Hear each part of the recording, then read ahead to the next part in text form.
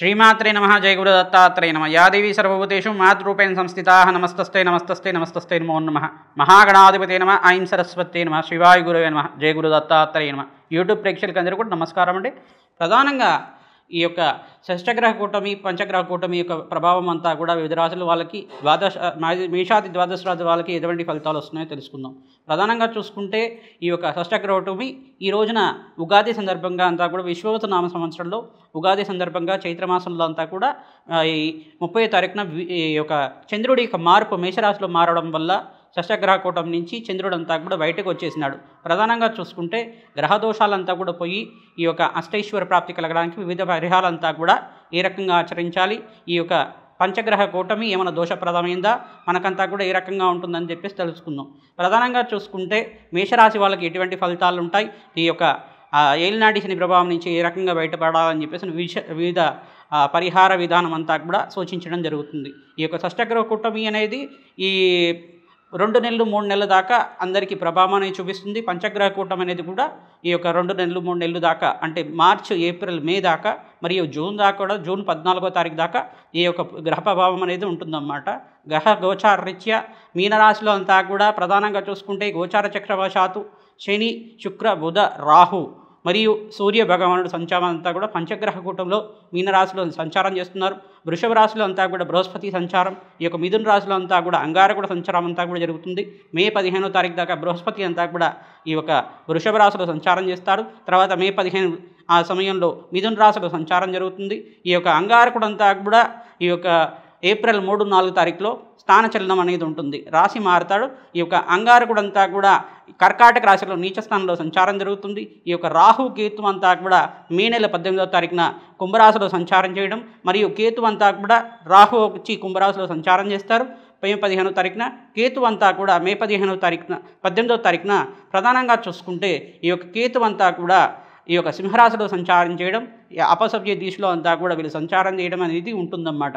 ప్రధానంగా గ్రహ గోచార ప్రకారంగా గోచార చక్రవశాత్తు వివిధ రాశుల వాళ్ళకి మాసాది ఫలితాలు చైత్రమాస ఫలితాలతో పాటుగా పంచగ్రహ కూటమి దాని ఫలితాలంతా కూడా నీచస్థాన అంగారక దోషమంతా కూడా వివిధ రాశుల వాళ్ళకి ఎటువంటి ప్రభావం చూపుతుంది, దాని పరిహారం అంతా కూడా ఏ రకంగా చేసుకుంటే అష్టైశ్వర ప్రాప్తి కలుగుతుందో తెలుసుకుందాం. ప్రధానంగా చైత్రమాసంలో మేషరాశి వాళ్ళకి ఎటువంటి ఫలితాలు ఉంటాయో తెలుసుకుందాం. ప్రధానంగా చైత్రమాసంలో ఏప్రిల్ మాసంలో కుంభరాశి వాళ్ళకి ఎటువంటి ఫలితాలు వస్తాయి, పంచగ్రహ కూటమి సమయంలో ఎటువంటి పరిహారాలు ఆచరించాలో తెలుసుకుందాం.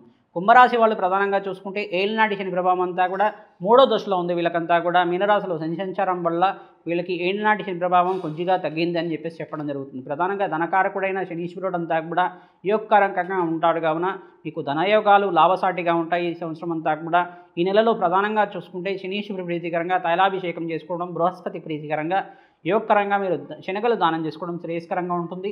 పంచమస్త బృహస్పతి యోగం అనేది మీకు ఇంట్లో శుభకార్యాలు జరగడం కానీ వివాహాది శుభకార్యాలు జరగడం కానీ శ్రేయదాయకంగా ఉంటుంది. మీరు ప్రతినిత్యం కూడా సీతారాముల కళ్యాణాన్ని ఆచరించండి. ఈ నెలలో వచ్చే ఈ యొక్క సీతారాముల కళ్యాణం అంతా కూడా ఆచరించడం వల్ల శీఘ్ర కళ్యాణ యోగం లభిస్తూ ఉంటుంది. ఎవరైతే సీతారాముల కళ్యాణంలో అన్నదాన కార్యక్రమం చేసుకుంటారో మంచి ఆనందమైన జీవితం, విదేశీయాన యోగము, మంచి కళ్యాణ యోగం లభిస్తూ ఉంటుంది. తద్వారా శ్రేయదాయకంగా ఉంటుంది. శనగలు దానం చేసుకోవడం, వితరణ చేయడం కూడా శ్రేయస్కరంగా ఉంటుంది. గోమాత సేవని ఆచరించాలి. ఎవరైతే గోమాత సేవని ఆచరిస్తారో తద్వారా మీకంతా కూడా శ్రేయదాయకంగా ఉంటుంది. గోమాత సేవలో భాగంగా పచ్చిక, తెలగపిండి, తోటకూర, ఆకుకూరలంతా కూడా గోమాతకి పెట్టడం వల్ల రాజయోగం కలిసి వస్తుంది. ప్రతినిత్యం కూడా గోమాతకి 11 ప్రదక్షిణాలు కానీ 27 ప్రదక్షిణాలు కానీ 54 ప్రదక్షిణాలు కానీ ప్రతిరోజు కూడా 108 ప్రదక్షిణాలు కానీ ఈ రకంగా 41 రోజులు ఆచరించండి. క్రమం తప్పకుండా మీకు జన్మజాతకం నుండి సర్వగ్రహ దోష నివారణ జరుగుతుంది. జన్మాంతర మహాపాపకాలన్నీ కూడా పోయి నిత్యమంతా కూడా అఖండమైన లక్ష్మీ కటాక్షం లభిస్తూ ఉంటుంది. వ్యాపారం అభివృద్ధి కలుగుతుంది. విదేశానంలో స్థిరత్వం లభిస్తూ ఉంటుంది. ఆనందమైన జీవితం జీవించడానికి ఆస్కారం ఉంటుంది. కావున ప్రతినిత్యం కూడా ఈ యొక్క కుంభరాశి వాళ్ళు అరటి పిలకనంతా కూడా అరటి పిలక అని చెప్పేసి అంటే అరటి పిలక ఈ యొక్క చక్కెరకేళి అనే మొక్కనంతా కూడా హనుమత్ దేవాలయంలో ఆంజనేయ స్వామి దేవాలయంలో నాటడం వల్ల దాన్ని పెంచి పోషించడం వల్ల మీకు రాజయోగం కలిసి వస్తుంది. హనుమంతుడికంతా కూడా ఈ యొక్క కదిరి వనం అంతా కూడా నివాసంగా ఉంటాడు కావున హనుమంతుడికి ప్రీతికరంగా ఈ యొక్క కదిరి మొక్కని అంటే అరటి పిలకనంతా కూడా నాటి దాన్ని పెంచండి, పోషించండి. తద్వారా మీకు మంచి రాజయోగం కలుగుతుంది. దేవాలయ ప్రాంగణంలో అరటి పిలక పెట్టడం మీకు శ్రేయస్కరంగా ఉంటుంది. సర్వగ్రహ దోష నివారణ జరుగుతుంది. ప్రధానంగా శనీశ్వరుడి ప్రీతికరంగా నువ్వులు దానం చేసుకోవడం శ్రేయస్కరంగా ఉంటుంది. రాహువు ప్రీతికరంగా జన్మరాహు దోషకారకుడుగా ఉంటాడు కావున ప్రధానంగా జన్మరాహు మే 18వ తారీఖు దోషకారకుడుగా ఉంటాడు కావున ఆ రాహువు ప్రీతికరంగా మినువులు దానం చేసుకోవడం శ్రేయస్కరంగా ఉంటుంది. దేవాలయ ప్రాంగణంలో అన్నదాన కార్యక్రమంలో చేసుకోండి. గణపతి అభిషేకంలో భాగంగా ప్రతినిత్యం కూడా పసుపుతో అభిషేకం చేసుకోవడం, చెరుకు రసంతో అభిషేకం చేసుకోవడం, దానిమ్మ గింజలతో అభిషేకం చేసుకోవడం, అప్పుల బాధల నుంచి బయటపడాలంటే శ్రీ గురు గణేశాయ రుణాం చింది చింది నమః అనే నామాన్ని జపం చేసుకోవడం, శ్రీ గురు గణేశాయ రుణాం చింది చింది నమః నామాన్ని జపం చేసుకోవడం శ్రేయస్కరంగా ఉంటుంది. గణేశుడు అంతా కూడా రుణమోచకానికి కారకుడు అవుతాడు కావున గణపతికి ప్రీతికరంగా నిత్యమంతా కూడా ప్రతి సంకష్టహర గణపతి రోజున కుడుములు, ఉండ్రాళ్ళు, మోదకాలంతా కూడా నైవేద్యం పెట్టడం, గణపతికి అంతా కూడా ప్రదోషకాలంలో అభిషేకం ఆచరించుకోవడం, అన్నదాన కార్యక్రమంలో పాల్గొనడం శ్రేయదాయకంగా ఉంటుంది. నిత్యమంతా కూడా గణపతికి ఎవరైతే పూజ చేసుకుంటారో సకల విఘ్నాల నుంచి బయటపడుతుంటారు. దత్తాత్రేయ ఆరాధన శ్రేయస్కరంగా ఉంటుంది. దత్తాత్రేయుడి ప్రీతికరంగా శనగలు దానం చేసుకోవడం శ్రేయస్కరంగా ఉంటుంది. శుక్రుడు కళ్యాణ కారకుడు కావున శుక్రుడికి ప్రీతికరంగా బొబ్బర్లు దానం చేసుకోవడం శ్రేయస్కరంగా ఉంటుంది. రాహువుకి ప్రీతికరంగా మినువులు దానం చేసుకోవడం శ్రేయస్కరంగా ఉంటుంది. కేతుకు ప్రీతికరంగా గణపతి ఆరాధన చేసుకోవడం శ్రేయదాయకంగా ఉంటుంది. శ్రీరామ రామ రామేతి రమే రామే మనోరమే సహస్రనామ తత్తుల్యం రామనామ రామే. శ్రీరామ జయ రామ జయ జయ రామ రామాయ నమః. ధర్మస్వరూపాయన శ్రీరామచంద్రుడి యొక్క శ్రీరామనవమి రోజున ఎవరైతే వివాహాది శుభకార్యాల కోసం ప్రయత్నం చేసుకుంటున్నారో అన్ని రాశుల వాళ్ళు, మేషాది ద్వాదశ రాశి వాళ్ళు ప్రధానంగా చూసుకుంటే ఈ యొక్క 6వ తారీఖున ఏప్రిల్ మాసంలో, చైత్ర మాసంలో, ఏప్రిల్ మాసంలో అంతా కూడా శ్రీరామనవమి రోజున సీతారాముల కళ్యాణం మీ దేవాలయ ప్రాంగణం దగ్గరైనా కానీ, మీ అపార్ట్మెంట్ దగ్గరైనా కానీ, మీ కమ్యూనిటీ దగ్గరైనా కానీ, మీ ఇంట్లో కానీ ఆచరించడం వల్ల శీఘ్ర కళ్యాణ యోగం లభిస్తూ ఉంటుంది. అన్నదాన కార్యక్రమంలో అన్నదానం మీ చేతితో వడ్డించడం వల్ల కూడా రాజ్యయోగం కలిసి వస్తుంది. వధూవరులంతా కూడా ఎవరైతే ప్రయత్నం చేస్తున్నారో శీఘ్ర కళ్యాణ యోగం కోసం అని చెప్పేసి మీరంతా కూడా సీతారాముల కళ్యాణం అంతా కూడా ఆచరించడం వల్ల మంచి కళ్యాణ యోగం లభిస్తూ ఉంటుంది. ఆనందమైన జీవితం లభిస్తూ ఉంటుంది. తద్వారా శ్రేయదాయకంగా ఉంటుంది. అన్నదాన కార్యక్రమంలో భాగంగా వడపప్పు పానకం అంతా కూడా వితరణ చేయండి, వస్త్రదానం చేయండి. తద్వారా రాజయోగం కలిసి వస్తుంది. శ్రీరామ జయ రామ జయ జయ రామ రామాయ నమః నామాన్ని జపం చేసుకోవడం, శ్రీరామాయ శరణం మమ నామాన్ని జపం చేసుకోవడం, ధర్మస్వరూపుడైన శ్రీరామచంద్రుడి కృపా కటాక్షాలు లభిస్తూ ఉంటాయి. శ్రీరామ జయ రామ జయ జయ రామ రామాయ నామాన్ని నిత్యం ఎవరైతే జపం చేసుకుంటారో శ్రీరాముడి దయా కృపా కటాక్షలు మన మీద ఉంటాయి. ఆరోగ్యవంతమైన జీవితం, ఐశ్వర్య యోగము, లక్ష్మీ కటాక్షము, దారిద్ర నివారణ జరుగుతుంది.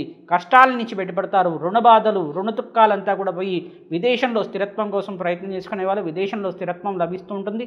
అఖండమైన లక్ష్మీ కటాక్షం లభిస్తూ ఉంటుంది. లక్ష్మీ కుబేర యోగం లభిస్తూ ఉంటుంది. ఈ యొక్క పురుష సూక్త విధానంగా శ్రీరాముడి యొక్క హోమాలు చేసుకోవడం వల్ల మూలమిత్ర విధానంగా ఆనందమైన జీవితం జీవిస్తారు. ఎవరైతే నవగ్రహ శాంతి హోమాలు చేసుకోవడం వల్ల సకల గ్రహ దోష నివారణ జరుగుతుంది. మేషాది ద్వాదశ రాశి వాళ్ళకి నవగ్రహ శాంతి హోమాలు చేసుకోవడం వల్ల జన్మాంతరమైన మహాపాపకాల అంతా కూడా తీరి జన్మదోషం, జన్మ జాతకంలో ఉండే నవగ్రహ శాంతి కలుగుతుంది. సర్వగ్రహ దోష నివారణ జరుగుతుంది. తద్వారా మీకు ఆనందమైన జీవితం జీవించడానికి లాభసాటిగా ఉంటుంది. విదేశంలో ఎవరైతే ప్రయత్నం చేసుకునే వాళ్ళు కూష్మాండ దానాన్ని చేయండి. తద్వారా మీకు మంచి ఫలితాలు రావడానికి ఆస్కారం ఉంటుంది. సీతారాముల కళ్యాణం ఆచరించడం వల్ల వంశాభివృద్ధి కలుగుతుంది. సంతాన యోగము, కళ్యాణ యోగము, ఆనందమైన జీవితము, ఈ యొక్క విదేశాన యోగంలో ప్రయత్నం చేసుకునే విదేశాన యోగము, స్థిర ఐశ్వర్యము, ఉద్యోగంలో మార్పు, ఉద్యోగంలో ప్రమోషన్స్ కానీ లభిస్తూ ఉంటాయి. తద్వారా మీకంతా కూడా శ్రేయదాయకంగా ఉంటుంది. కావున ఎవరైతే చైత్రమాసంలో వచ్చే శ్రీరామనవమి రోజున తప్పకుండా విడవకుండా సీతారామ కళ్యాణం అందరూ కూడా ఆచరించండి. తద్వారా మంచి ఫలితాలు రావడానికి ఆస్కారం ఉంటుంది. కళ్యాణ తలంబ్రాల అక్షతలంతా కూడా ఇంటికి తెచ్చుకొని పెద్దవాళ్ళు, తల్లి తండ్రి ఆశీర్వాదము, ఇంట్లో ఉండే పెద్దవాళ్ళ ఆశీర్వాదం తీసుకోవడం వల్ల శీఘ్ర కళ్యాణ యోగం లభిస్తుంటుంది. తద్వారా శ్రేయదాయకంగా ఉంటుంది. ఆనందమైన జీవితం జీవించడానికి పరిష్కారాలు చేసుకోండి. జన్మజాతకంలో ఉండే జాతక దోషాలు పరిష్కారాల కోసం విశ్లేషాత్మకంగా జాతకాలంతా కూడా విశ్లేషణ చేసి మీకు పరిష్కారం అంతా కూడా చేయడం జరుగుతుంది. ఈ యొక్క వ్యాపార స్థలంలో లక్ష్మీ కుబేర యంత్రాలంతా కూడా స్థాపన చేసి మీకు పంపించడం జరుగుతుంది. మీకు డీటెయిల్స్ కావాలంటే కనుక వాట్సాప్ నెంబర్కి అంతా కూడా సమర్పించండి. మీరంతా కూడా కన్సల్ట్ అయ్యి కన్సల్టింగ్ అంతా కూడా తీసుకొని మీరంతా కూడా ఆనందమైన జీవితం జీవించడానికి ఆస్కారం ఉంటుంది. కానీ పరిష్కారం అంతా కూడా చేయడం జరుగుతుంది. ఈ యొక్క నవగ్రహ శాంతి హోమాలు, దత్తాత్రేయ హోమం, కాలభైరవ హోమ విధానంతో, ఈ యొక్క వారాహి హోమంతో, ఈ యొక్క ప్రత్యంగరాదేవి హోమంతో అంతా కూడా సర్వగ్రహ దోష నివారణ, శత్రుబాధ, శత్రుబీడ, నరకోశ, నరపీడ, నరశాపం నుంచి బయటపడడానికి ఆస్కారం ఉంటుంది. కావున ఈ అవకాశం అంతా కూడా మీరు సద్వినియోగం చేసుకుంటారని చెప్పేసి భావిస్తూ జయ గురు దత్తాత్రేయ నమః శ్రీమాత్రే నమః.